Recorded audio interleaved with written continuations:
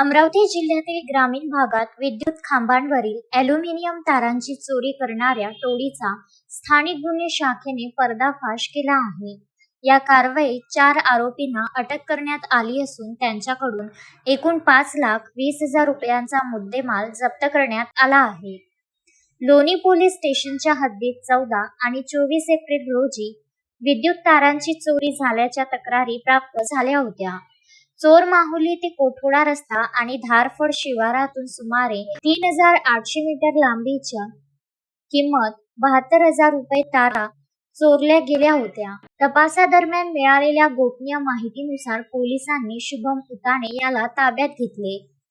त्याने आपल्या साथीदारांसह हा गुन्हा केल्याची कबुली दिली.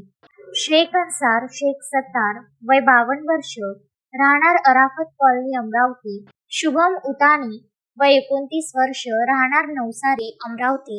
कृष्णा रायकवार, वय 20 वर्ष, राहणार विलासनगर अमरावती. सचिन उताने, वय 36 वर्ष, राहणार हार्दिक नगर अमरावती अशी अटक केलेल्या आरोपींची नावे आहेत. मुख्य आरोपी शेख अन्सार हा इतर 3 आरोपींना 3,000 रुपये रोजावर घेऊन जायचा. टवेरा गाडीच्या मदतीने आणि दोरीचा वापर करून सिमेंटचे विद्युत खांब खाली पाडून ते तार कापून न्यायचे. चोरी केलेला माल जवाहर गेट येथील एका व्यापाराला विकला जात असे. या टोळीने लोणी, मंगरूळ, चव्हाडा आणि बडनेरा परिसरातही अशाच चोऱ्या केल्याचे कबूल केले आहे. त्यामुळे एकूण 4 गुन्हे उघडकीस आले आहेत. गुन्ह्यात वापरलेली टवेरा गाडी आणि मोबाईल असा एकूण 5.20 लाख रुपयांचा माल जप्त करण्यात आला आहे.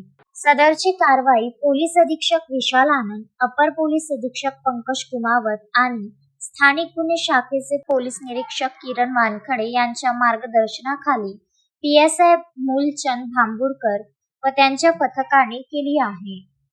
शोएब खान, विदर्भ न्यूज, अमरावती.